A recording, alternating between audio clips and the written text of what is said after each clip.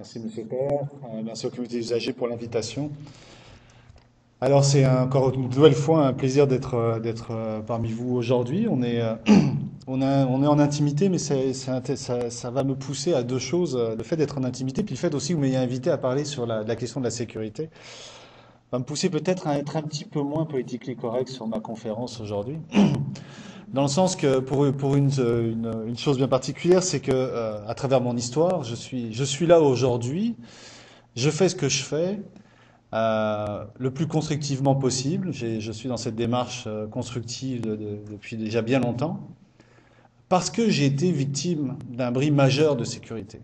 Donc ça me donne quand même un certain nombre d'une certaine base de légitimité pour discuter de cette question et de repartir aussi de mon expérience de mon expérience propre pour un peu vous étayer un petit peu ma vision de la sécurité. Je regardais un petit peu dans la littérature ces derniers jours pour m'alimenter, puis je me rendais compte quand même que tout ce courant de la sécurité aujourd'hui a un léger, en fait, on a l'impression qu'il y a un léger essoufflement aussi. Hein. Ça a été beaucoup dans beaucoup une tendance dans les derniers temps. Puis là, il y a comme un essoufflement et beaucoup de gens, finalement, beaucoup de personnes disaient, ben finalement, la question de la sécurité, c'est un changement culturel. C'est pas une mode qui va durer un an ou deux. C'est fondamentalement une modification profonde des pratiques. Au départ, des pratiques des professionnels de la santé, comme d'habitude, on met aux professionnels de la santé d'abord la grosse pression sur ça, avec des approches qui vont venir plus orchestrer les procédures ou les processus, mais aussi avec un élément montant. Puis j'étais assez étonné de voir aussi que cette tendance commençait aussi à imprégner notamment l'OMS, de quel rôle les patients ont à jouer dans leur propre sécurité. Et je pense que c'est une des clés importantes de cette question-là. Parce que quand on regarde la définition de sécurité, il y a deux choses qui me sont venues, pour moi m'ont apparu comme des choses clés. Premièrement, la sécurité, c'est la capacité à se sentir en confiance. C'est important, c'est d'avant tout un lien de confiance, une posture de confiance. Hein. Donc c'est d'arriver à à se sentir en sûreté dans un certain milieu. Puis ensuite, c'est aussi la capacité à minimiser les risques. Puis on aura l'occasion d'en rediscuter. Alors la question du lien de confiance, moi je la connais bien. Dans mon histoire, peut-être que certains le savent, je vais le redire, je suis un hémophile. Je suis un hémophile, j'ai 40 ans, je suis un hémophile sévère. J'ai connu, moi, l'hémophilie à une période dans les années 70 où l'interdépendance entre les patients et les professionnels de la santé était extrêmement forte. Un accident hémorragique, aujourd'hui, à partir du moment où je vais me cogner, où je vais me frapper, le temps que je me perfuse, que je me fasse une transfusion sanguine pour remonter mon niveau de coagulation, et le temps que cette perfusion fasse effet, on parle d'à peu près 1 heure. Donc finalement, il y a peu de conséquences aux hémorragies, hein, de moins en moins en tout cas. Dans les années 70, on parlait d'un effet qui était de 7 à 8 heures, voire 9 heures. Donc les hémorragies avaient le temps de courir, et donc le quotidien des hémophiles sévères était un aller-retour entre le domicile, l'hôpital, le domicile et l'hôpital. Donc avec une philosophie de soins qui est reconnue comme telle aujourd'hui, où on a expérimenté différentes choses.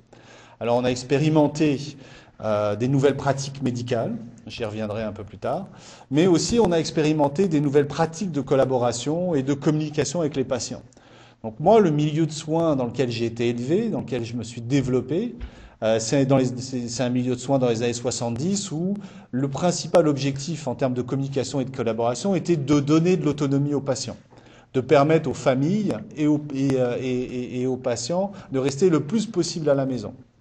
Donc dans le cadre de l'hémophilie, c'était d'arriver à ajuster le message pour tranquillement former les familles, leur donner une capacité à la fois de comprendre la maladie de leur enfant, ou pour les patients de comprendre leur propre maladie, pour éventuellement avoir un espèce d'instinct ou développer une compétence de diagnostic, parce que surtout quand ils étaient à la maison, mais aussi avec une notion d'auto-soin et d'auto-traitement. Et bien entendu, à ce moment-là est né, en fait, c'est dans ces premières expériences-là qu'on constituait ce qu'on appelle aujourd'hui l'éducation thérapeutique. Et déjà à l'époque, les problématiques, les questions de sécurité étaient importantes pour la simple et bonne raison qu'à partir du moment où une partie des soins s'administre à la maison, il fallait s'assurer effectivement que les familles et les patients sachent comment le faire, etc. L'autre élément aussi de la particularité de l'hémophilie, c'est que ça a été une maladie où on a expérimenté beaucoup de choses. Hein. L'hémophilie, dans les années 70, avant les années 70, les traitements étaient très limités. On est parti des transfusions bras à bras, vous imaginez, pour arriver après dans cryoprécipité, puis ensuite aux produits sanguins concentrés, qui ont été pour les hémophiles, ça c'est la fin des années 70, pour été une grande libération dans leur vie, parce que les produits sanguins concentrés, on passait du goutte à goutte, hein, qu'on faisait à la maison, qui pouvait durer 2-3 heures, à des petits produits sanguins dont l'administration prenait à peu près une demi-heure, beaucoup plus efficace. Donc ça c'est début des années 80. Donc début des années 80, on commence à avoir accès à ces produits-là. Ça change totalement nos vies, hein. Nos vies sont modifiées par l'efficacité, on est davantage autonome, moi je suis capable de revenir à l'école de façon continue, etc., de faire du sport, la maladie est contrôlée. Et là, arrive l'épidémie sida, 82, 83, l'ensemble de ces produits-là, une grande majorité de ces produits-là sont contaminés à l'époque par le virus du sida, et on avait déjà été contaminé bien avant le virus du sida par les virus des hépatites. Donc, certains pourraient appeler ça un bris de sécurité important. La question de fond autour de l'affaire du sang contaminé à ce moment-là, et ce qui a été extrêmement difficile, c'est qu'on était donc dans un climat de grande collaboration avec les professionnels de la santé, échange, formation, éducation. Les associations étaient très proches des milieux de soins, très proches des hématologues. D'ailleurs, la plupart des sociétés hémophiles ont un conseil scientifique composé des hématologues. Donc beaucoup de proximité, beaucoup d'interdépendance. Beaucoup de discussions lors des processus de soins aussi, justement, sur les choix de traitement, par exemple, à un moment, il y a eu la grande mode des ponctions articulaires. Donc, quand on n'arrivait plus à maîtriser les hémorragies, on nous ponctionnait. Donc là, c'était des choses qui étaient négociées avec la famille, ces processus très douloureux, etc. Est-ce qu'on le fait, est-ce qu'on le fait pas? Donc, on était dans un modèle relativement idéal, je dirais. Puis là, arrive cette épidémie du VIH, cette contamination globale des personnes hémophiles, parce qu'en Occident, on a été, à part aux États-Unis, qui est un contexte un peu particulier, on a été plus entre 80 et 90% des hémophiles contaminés. Là, on se retrouve dans une situation où, fondamentalement, les produits qui nous donnaient la vie, qui nous permettaient d'avoir une vie normale, sont en train de nous contaminer et éventuellement nous tuer. Moi, j'ai eu la chance, dans le cadre de mes études, de ma maîtrise ici au HEC, de faire l'étude un peu de ces moments-là, de ces phases-là, notamment à travers l'enquête publique Rêveur sur l'affaire du sang contaminé. Vous savez, le bris de sécurité au niveau des hémophiles, est-ce qu'on peut dire qu'il est au niveau, encore une fois, si on reste dans un axe de confiance, est-ce qu'on peut dire qu'il est au niveau de la contamination en elle-même? Difficile à dire. 82, 83, on n'avait même pas d'outils pour identifier le virus du sida, pour le détecter. Certains hémophiles certains, mais minoritaires, ont été contaminés plus tardivement. Donc la question de fond au niveau de la sécurité ici était pas fondamentalement une question sur laquelle on pouvait avoir un levier. Surtout qu'à l'époque, on savait déjà, par exemple, que ces produits sanguins-là étaient à risque. On avait déjà des problématiques avec les hépatites, on avait déjà des réactions vis-à-vis des produits sanguins. On en discutait avec les professionnels de la santé. C'était quelque chose qui n'était pas une question de tabou. Donc on était encore dans un modèle relativement idéal de partage, d'échange. Puis on savait qu'effectivement, les nouveaux produits, par exemple, par la façon dont ils étaient fabriqués, éventuellement étaient plus contaminants que les autres. Étaient plus à risque d'être contaminés par différentes choses, et pas juste le VIH. Mais on était prêt fondamentalement à prendre ce risque, et ce risque-là était discuté. Moi, je me rappelle même à 11-12 ans, je discutais de ce risque-là avec mon médecin. L'épidémie sida arrive, et là, en fait, le reproche principal qui a été fait, en fait, un des grands reproches, et moi qui a animé ma quête, qui fait en sorte que je suis là aujourd'hui, c'est moins la question de la contamination que la question du fait qu'à partir du moment où on a eu les tests ELISA pour détecter le virus du sida, on a tous été testés à notre insu, début 84. État sérologique révélé en moyenne 6 mois, dans le meilleur des cas, à 1 an et demi après, comme dans mon cas par exemple. Donc on était dans un milieu de confiance, un milieu de réel partenariat de soins, et là, bris de transparence. Donc avec pendant cette période-là, finalement, des choix qui sont faits à l'insu des personnes avec un niveau d'information différent entre professionnels de la santé et patients et une- un manque de transparence important. Et pour moi, l'enjeu, ça c'est l'enjeu majeur. Moi, cette question-là, pour moi, le bris de sécurité, hein, si on se met dans une perspective de confiance, il est là. Qu'est-ce qui s'est passé? Qu'est-ce qui s'est passé à ce moment-là qui a fait en sorte que par la suite, on est tombé vraiment dans des processus et procédures extrêmement complexes de procès, etc. Beaucoup de frustration, beaucoup de violence, une coupure, une rupture importante entre les patients à l'époque et les milieux de soins. L'enquête Crevers, ce que ça m'a appris, puis c'est un élément assez important, assez clé, c'est que début 84, imaginez des professionnels de la santé qui se retrouvent dans une position où 90% de leurs patients sont contaminés par le virus du sida, dans une situation où fondamentalement il n'y a pas de solution de traitement, et une situation où ils connaissent ces gens-là depuis qu'ils sont tout petits, la plupart du temps, Euh, donc ils ne savent pas quoi faire. On s'est retrouvés, il y en a beaucoup qui sont venus témoigner. Ce qui est intéressant au Québec, c'est qu'on a des enquêtes publiques. Les enquêtes publiques viennent, quand ça se fait dans un cadre légal, c'est plus compliqué. D'ailleurs, encore une fois, ça c'est une bonne pratique. C'est quand on a une enquête publique, ça permet aux gens de s'exprimer.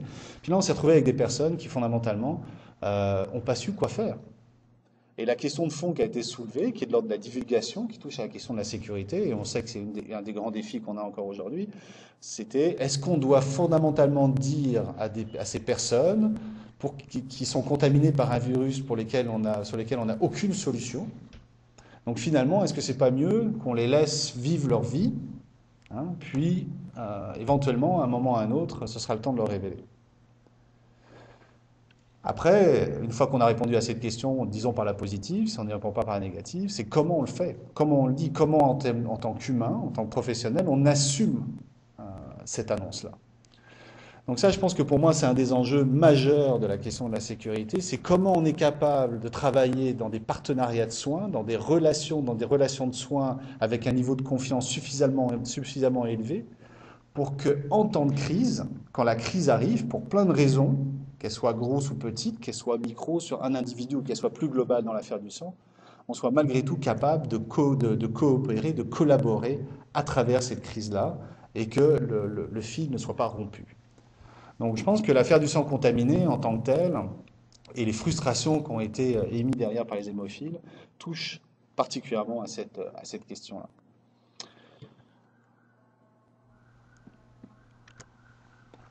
Rapidement,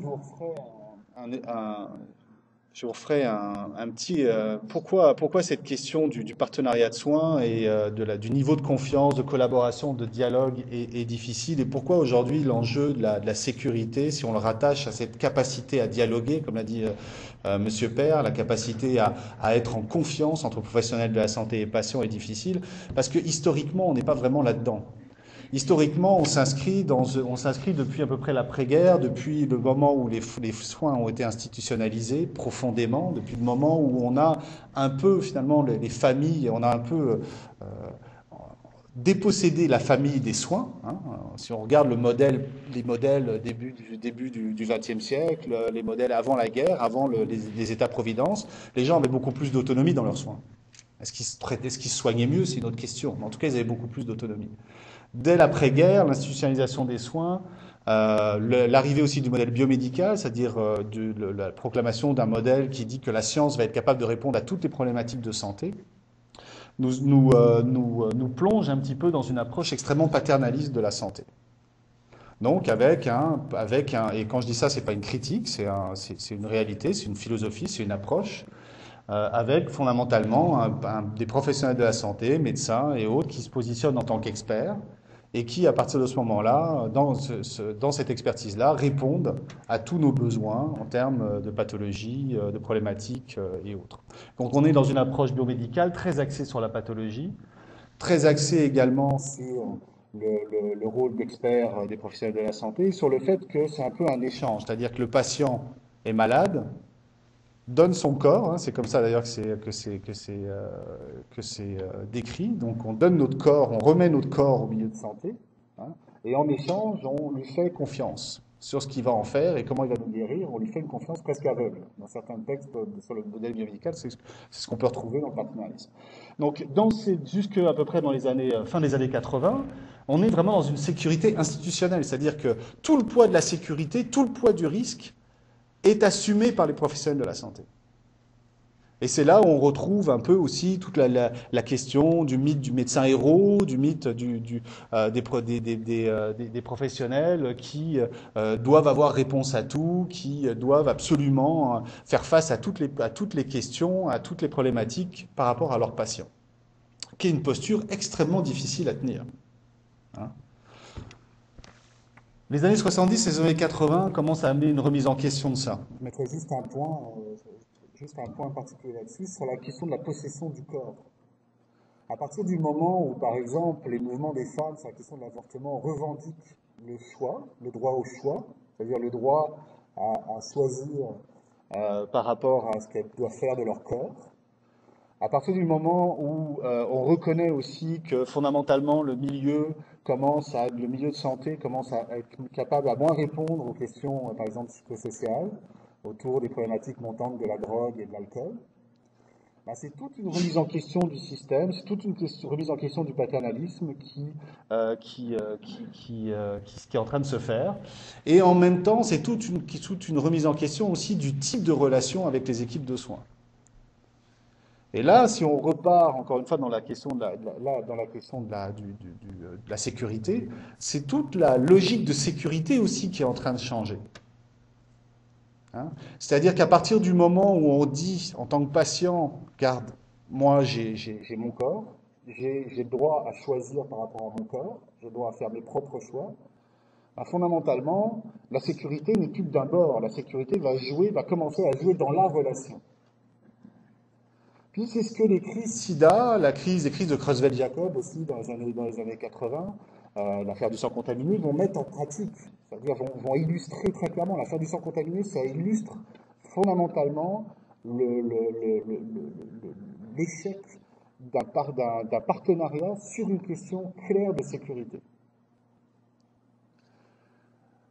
Pourquoi? Parce qu'à un moment, les professionnels de la santé, qui ont pas, d'une certaine façon, qui ont dû se trouver extrêmement mal de ne pas pouvoir assumer leur rôle de protection, hein, donc on se retrouvait avec tous ces patients contaminés, ont rompu le dialogue.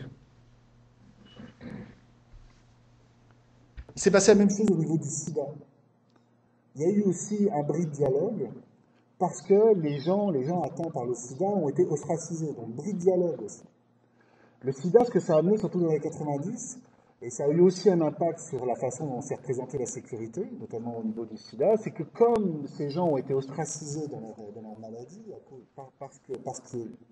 à cause de la façon dont ils vivaient, de stigmates sociaux, mais aussi parce qu'on n'était pas dans une position où on pouvait éventuellement les soigner, et les milieux de soins, quand il n'y a pas forcément de solution de soins, les réactions peuvent être un peu surprenantes à certains moments. Donc cette population-là s'est retrouvée aussi ostracisée. Et cette population-là s'est retrouvée dans une position beaucoup de défense de droit. Les milieux de sida ont orchestré, dès le début des années 90, ce qu'on appelle l'activisme. Hein, l'activisme est né là. Radicalisation des associations de patients, à ce moment-là, hein, il y a de la littérature qui nous montre à quel point le milieu sida a comme contaminé un peu les associations de patients. Et là, on se retrouve dans une sécurité légale.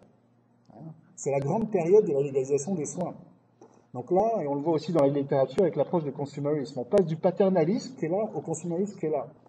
Donc on passe d'un modèle où fondamentalement il y a une des parties qui prend tous les risques à un modèle où fondamentalement il y a un patient qui dit ben, moi je suis un consommateur, un usager, c'est là d'où vient d'ailleurs le terme d'usager.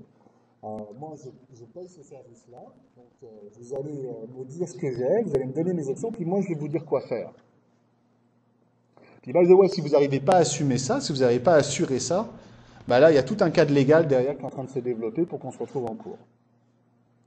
Donc là, la sécurité dans les années 90-2000 est une sécurité légalisée. On est dans de la confrontation. Et encore aujourd'hui, on est dans cette peur-là, on a cette trace. Aujourd'hui, notre culture actuelle est une culture encore où, bien entendu, le modèle paternalisme est encore présent d'une façon ou d'une autre, hein, ça fait partie de la philosophie. Cette perspective où on pense fondamentalement qu'en tant que professionnel de la santé, on doit prendre tous les risques. Et il faut sortir de là, parce que ce n'est pas le cas. Vous ne pouvez pas, même par rapport à vous-même, par rapport aux professionnels de la santé en général, le faire. Et puis, une ambiance aussi qui revient des années 90, où on a beaucoup légalisé la question de la sécurité. Donc vous imaginez aujourd'hui le travail qu'il y a à faire pour revenir en arrière, et puis revenir un peu sur tout ça, puis proposer un nouveau modèle. Dans les années 2000, aujourd'hui, sur quoi on est, et puis c'est de là d'où le projet Patient Partenaire Soin est né, c'est justement qu'on essaye de réconcilier ça.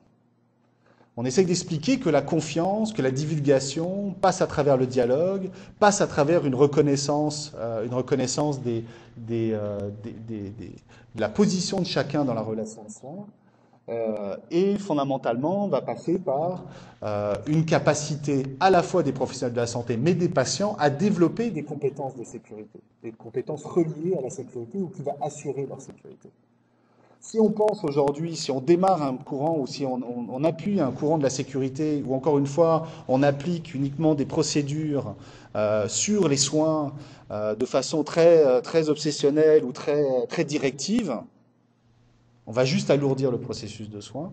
Et en bout de ligne, on va réussir certainement à attraper certaines problématiques, certains risques, mais on n'arrêtera pas tout. Le meilleur filet de la sécurité, c'est le lien de confiance entre le patient et ses professionnels de la santé. C'est l'équilibre dans la relation de soins.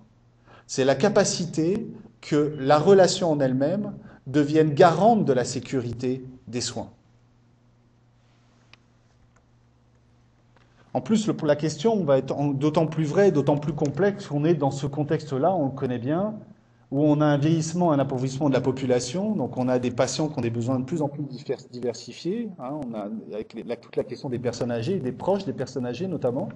Puis ça va être important de les ramener, ces personnes-là, que ce soit les personnes âgées ou leurs proches quand les personnes âgées sont sur cette question de la sécurité. Comment on va aller les chercher?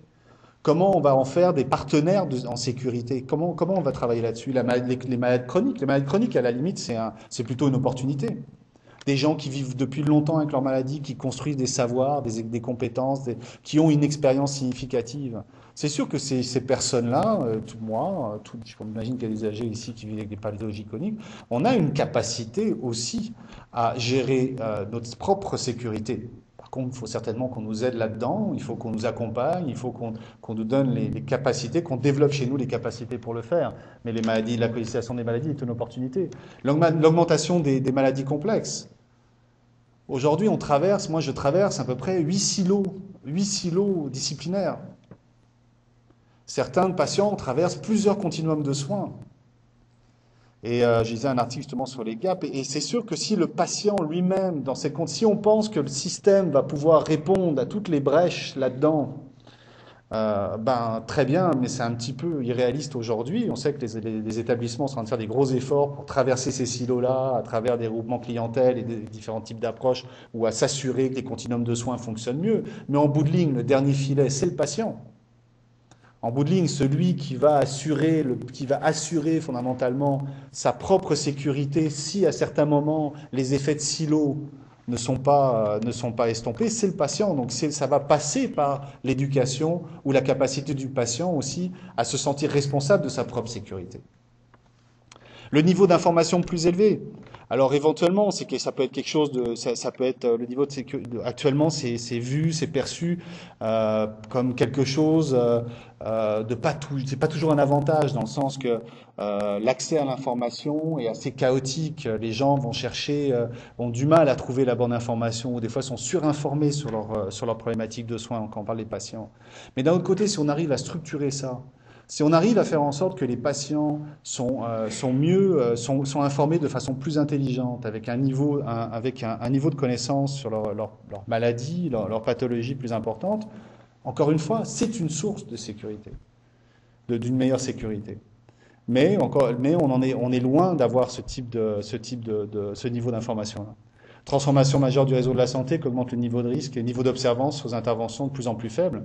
Quand on parle de niveaux d'observance qui sont de plus en plus faibles, forcément, non-observance au traitement, c'est augmentation des risques. par rapport au traitement. C'est pas juste qu'on ne suit pas le traitement, c'est C'est que ça augmente le risque et ça pose un problème de sécurité en lui-même. L'observance est peut-être la problématique la plus importante en termes de sécurité des patients actuellement. Le problème, c'est que l'observance, ça se fait pas à l'hôpital. Le problématique, c'est pas une problématique qui joue dans l'hôpital. L'observance, c'est quand le patient sort du milieu clinique. Donc, qu'est-ce qu'on peut faire dans les milieux cliniques pour s'assurer qu'effectivement cette question-là soit rapprochée différemment et qu'on puisse faire en sorte qu'effectivement il n'y ait pas non plus de bris de sécurité à l'extérieur du milieu clinique. Une des questions je pense, en tout cas, dans ce partenariat entre professionnels de la santé et patients, c'est que c'est une question de synchronisme. On a des grands problèmes de synchronisme. Ce que je veux dire là-dedans, puis moi je l'ai vécu énormément en tant que patient, c'est que d'un côté, on a des professionnels de la santé, puis je grossis parce que tout le monde n'est pas comme ça, bien entendu, puis il y a beaucoup d'exceptions, heureusement. Mais les professionnels de la santé, et je le vois dans l'enseignement, sont formés pour appliquer généralement des processus et des procédures universelles. Dans le sens que on a tel type de patient, on applique A, B, C, D, on fait le diagnostic, on fait le plan de soins, on s'assure qu'il adhère au plan de soins, puis ensuite on fait un suivi. Puis c'est vrai que même au niveau des indicateurs de gestion, etc., il y a un temps qui est accordé pour chacun, puis le processus de soins est orchestré autour de cette approche universelle, d'une certaine façon. Et certains professionnels de la santé arrivent à l'ajuster, d'autres ont plus de difficultés, et c'est dans cet ajustement-là que la question se pose. C'est que le patient, lui, il va pas forcément au rythme où on a envie qu'il aille. Un patient, il va pas forcément répondre de manière universelle à ce qu'on lui demande. Et beaucoup des bris, des problématiques, des risques s'opèrent à ce moment-là. On veut passer, alors le patient il est à droite, le patient lui dépendamment de son type de pathologie, de son niveau est-ce que c'est une pathologie aiguë, pas aiguë, comment il se trouve ce matin-là, est-ce que c'est un patient, est-ce que c'est un proche, bref, il y a différents contextes qui va faire en sorte que lui son cas va toujours être spécifique. Et c'est dans l'arrimage de cette volonté toujours de standardiser, d'universaliser les choses et l'adaptation à la spécificité du patient que se trouvent les plus grands risques de sécurité. Un exemple simple, un patient, il faut absolument, je ne sais pas, un patient qui doit s'auto-traiter chez lui, on sait que c'est quelque chose d'important, il va falloir qu'on le forme pour ça, mais juste lui pousser l'information ne suffit pas. C'est-à-dire qu'on peut arriver un matin, 8 heures, il faut absolument qu'on lui donne cette information-là, on pousse l'information pour part du principe que l'information est donnée et qu'il va l'appliquer. Peut-être que oui, peut-être que non. Peut-être que ce jour-là il est prêt, peut-être que ce jour-là il n'est pas prêt. Alors c'est ça la difficulté. La difficulté aujourd'hui, c'est que d'une certaine façon, on essaye de standardiser des choses. On est dans une intelligence qui est une intelligence beaucoup plus rationnelle, une logique d'efficacité. On pousse beaucoup sur l'efficacité et c'est normal. Mais d'un autre côté, il faut que le système soit suffisamment souple aussi pour s'adapter aux spécificités des personnes. Je vous donne l'exemple de l'éducation pédagogique. L'éducation pédagogique, c'est la formation des patients, notamment dans le cadre des processus de soins. Ça fait 25-30 ans que ça se passe, notamment qu'on en fait, notamment en Europe. Aujourd'hui, l'éducation thérapeutique est en remise en question majeure. On avait un des spécialistes qui est venu à l'Université de Montréal il y a 2 semaines. Pourquoi en remise en question majeure? Parce que l'éducation thérapeutique, au départ, c'était un outil fait par les professionnels de la santé pour les professionnels de la santé. C'est-à-dire qu'on définissait les plans de soins entre professionnels de la santé. L'éducation thérapeutique était un outil pour pousser les plans de soins. Donc on éduquait le patient pour s'assurer qu'il soit observant par rapport aux plans de soins qu'on a définis en tant que professionnel de la santé. Mais aujourd'hui, on voit bien que ça marche, puis ça marche en certains points, mais dans beaucoup de points, ça ne marche pas. Parce que de l'information poussée, de l'éducation quasi forcée, sans adaptation aux spécificités des personnes, c'est beaucoup d'énergie consommée pour des résultats aléatoires. L'éducation thérapeutique, aujourd'hui, elle s'est resituée sur un défi pédagogique. C'est-à-dire maintenant, comment on va passer cette information-là? À quel moment on va le passer? Quand? C'est quand le moment le plus propice? De quelle façon on va le faire? Donc finalement, elle est en train de se remettre en question sur la question de multiplier les manières d'accéder au patient en fonction de sa spécificité. Et c'est dur, c'est pas simple. C'est pas simple parce que ça remet en question des choses assez fondamentales. Un patient qui veut pas, c'est un patient qui veut pas. Il y a des moments où le patient va vouloir, puis des moments où il va pas vouloir. dans les milieux SIDA, on a été, au milieu des années 90, on était traité avec des trithérapies où on avait considérablement d'effets secondaires. On a fait le choix d'arrêter nos traitements. Beaucoup d'entre nous. Le problème, c'était pas qu'on arrête le traitement. Le problème, c'était qu'on connaisse bien les risques. Puis le problème, c'était qu'on respecte le fait qu'on ne voulait pas avancer à ce moment-là, que certains d'entre nous, dans nos spécificités, parce que ça avait un impact sur les projets de vie, qu'on ne voulait pas forcément avancer à ce moment-là, qu'on aurait avancé plus tard, mais qu'à ce moment-là, on n'était pas capable d'avancer. Et c'est pas de la responsabilité des professionnels de la santé de dire, c'est pas c'est pas l'attitude des professionnels de la santé de des fois se sentir même coupable par rapport à ça, ou de se dire, c'est une situation d'échec pour moi si mon patient ne veut pas aller dans ce sens-là. Ça aussi, c'est quelque chose qu'il faut faire tomber, parce qu'à un bout d'un moment, si on part du principe que le patient se positionne et choisit, finalement, c'est lui qui assume une partie aussi des risques, des positionnements qu'il prend. Et de là, on dessert un petit peu, on dessert aussi un petit peu la relation, on donne de l'air à la relation.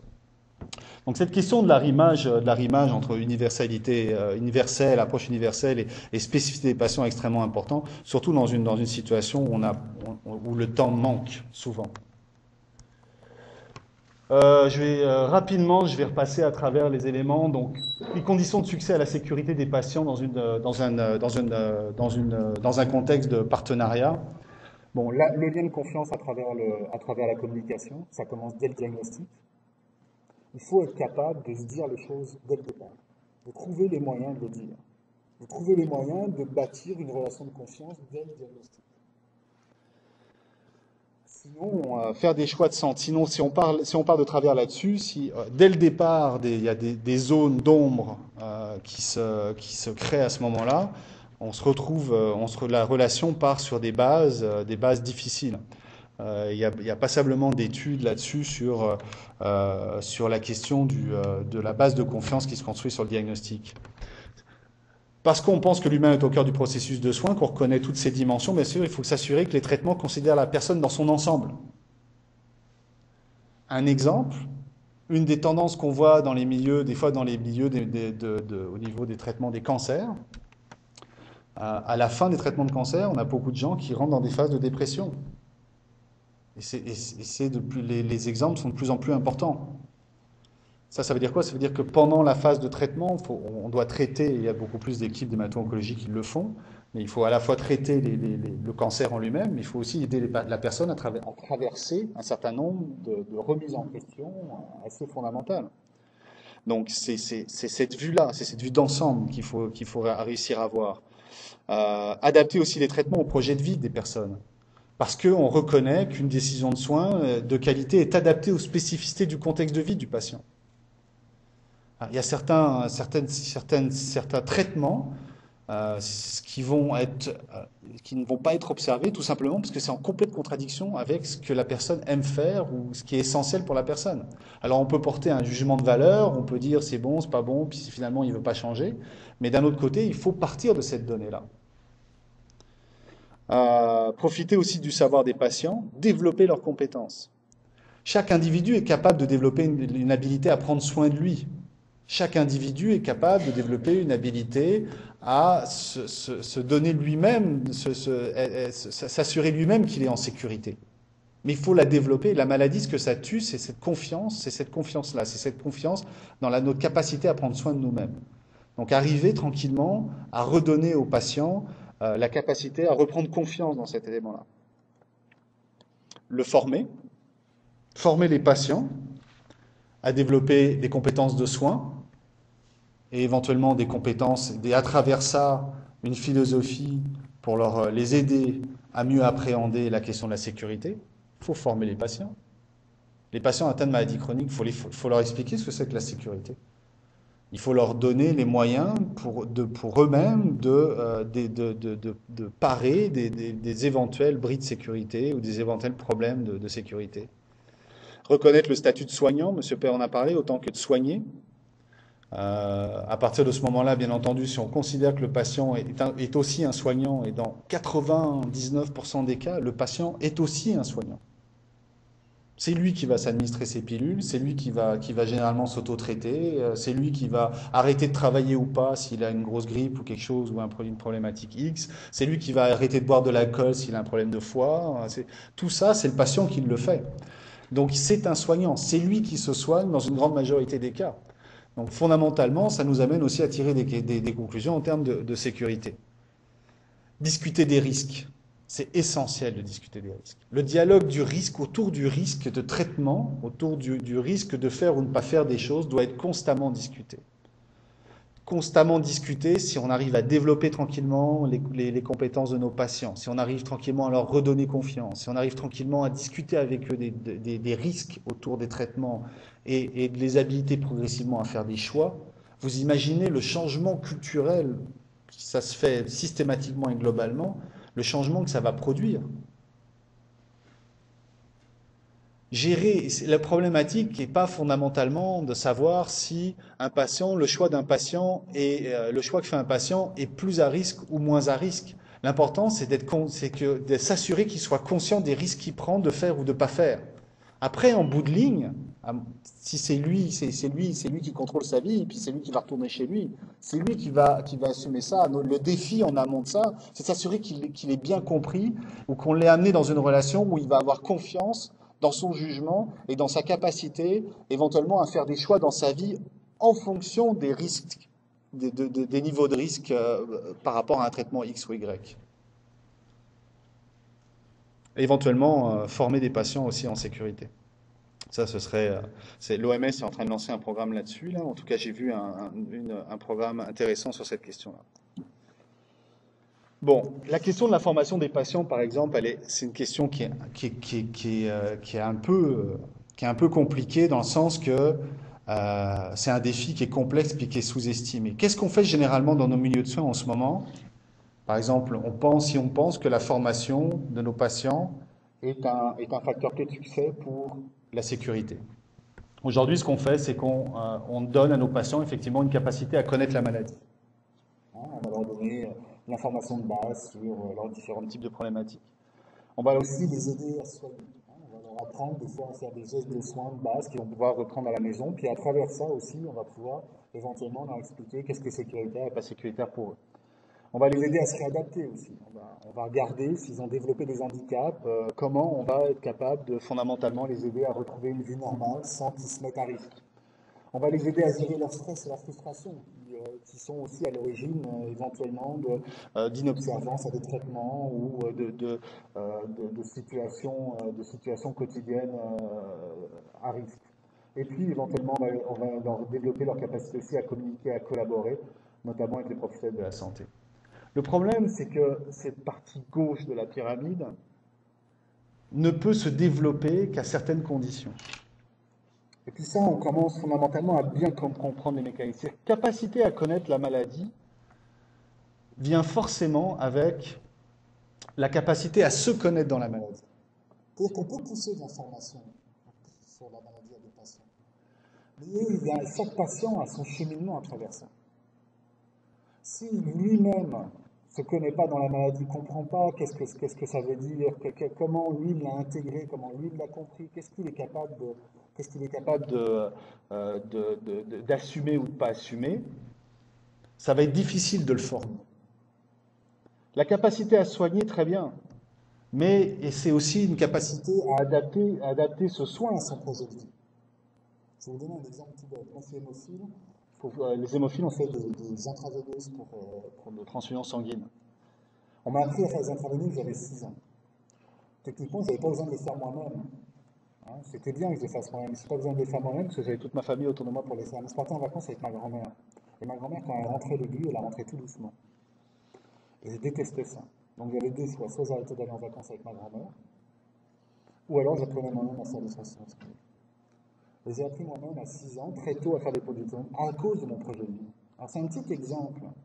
Mais encore une fois, la capacité des gens à se soigner, à faire même des gestes de base, il faut qu'ils trouvent leur place, ça trouve leur place dans un projet de vie. Capacité à se réadapter, c'est une capacité de transformation. Aussi de la personne, capacité individuelle de faire des deuils par rapport à des handicaps, par rapport au fait que la vie sera jamais sera à changer à cause de la maladie, à cause du stressement. Donc, il faut fondamentalement aussi que les gens soient capables de se transformer. Donc, des fois, on va forcer la réadaptation de certaines personnes, on va se frustrer par rapport à leur capacité à se réadapter ou à trouver des façons de se réadapter, parce que tout simplement, mais tout simplement, il y a un sens que la capacité à se transformer est beaucoup, peut être des fois plus longue, des fois plus rapide pour certains individus. La capacité à gérer ses frustrations, c'est la capacité à créer du sens, qui est en haut de la pyramide, et finalement la capacité à communiquer, c'est la capacité à construire du savoir expérientiel, de reprendre conscience dans nos habilités propres, et de pouvoir éventuellement, non pas rebâtir, et de pas juste apprendre à communiquer en fonction de la santé, mais apprendre à co-construire et à travailler ensemble. Et bien entendu, pour arriver le côté droit de la pyramide, pour le développer, ça se développe à l'intérieur d'une relation de soins bien particulière, une relation de partenariat forte. Et c'est à partir de ce moment-là qu'on va être capable de jumeler les deux morceaux de la pyramide. La question de la sécurité, l'augmentation de la question de la sécurité, la question des risques, c'est vraiment, je pense que c'est fondamentalement une question, une co-question, une question qui doit s'adresser à la fois aux professionnels de la santé et aux patients, et puis avant tout une affaire de relation. Si on n'est pas... Si on ne l'approche pas comme ça, si on met tout le poids d'un côté ou éventuellement tout le poids de l'autre, en bout de ligne, à chaque fois, on va résoudre une partie de la question et on n'empêchera pas un certain nombre de sécurité ou de questions de sécurité. Et c'est pour ça que je crois que la question du partenariat de soins, du patient partenaire notamment, et toutes les tendances actuelles qu'il y a sur cet appel un peu à réintégrer le patient dans l'équipe de soins, lui redonner du pouvoir sur sa maladie en tranquillement le formant, développer sa compétence, lui redonner confiance en ce qu'il est capable de faire, en faire un joueur actif dans la question de la sécurité, est une solution intéressante et qu'il faut absolument qu'il faut expérimenter dans le milieu de soins. Il faut faire remarquer qu'il y a déjà beaucoup de milieux de soins qui le font. Et donc, on a aussi des modèles actuellement qui nous démontrent que effectivement ça peut fonctionner. Alors, je vous remercie. Je laisserai place à des questions.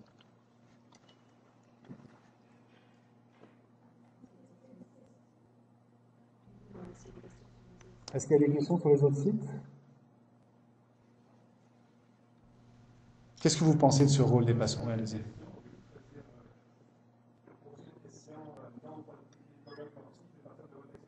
Mhm.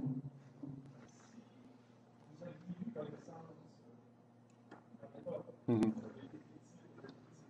Mhm. Ouais. Alors, on s'est posé la question parce qu'on était au courant, on a été au courant quand même qu'il y avait des risques. On ne nous a pas annoncé les états sérieux. Moi, j'avais dit à mon père à l'époque que je ne ferais pas de sacrifice de ma qualité de vie par rapport vis-à-vis des risques qu'il y avait dans les conditions. Pour moi, ce qui primait, c'était ma qualité de vie.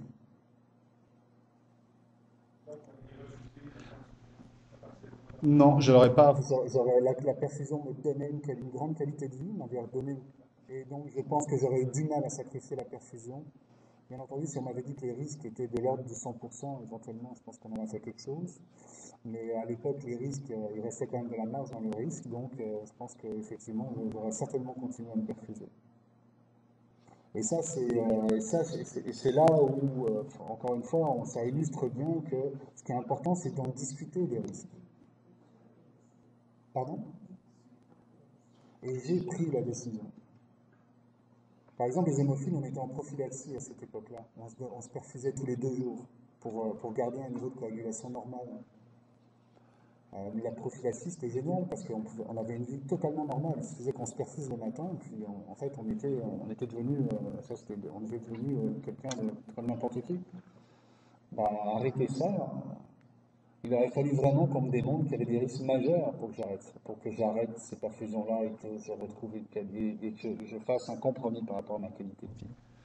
Et si les professionnels de la santé, les patients, quand on y réfléchit bien, c'est toujours quelque chose, les patients, c'est toujours quelque chose qu'on a en tête, hein. On est toujours en train de doser, surtout quand nos traitements deviennent de plus en plus lourds ou avec de plus en plus d'impact, jusqu'où on va, hein, jusqu'où on est prêt à aller dans cette prise de risque-là. Mais le problème là-dedans, encore une fois, c'est que il faut que ce dialogue-là se fait pas en une fois. Le dialogue se construit à travers une relation de soins. Et démarre dès le diagnostic.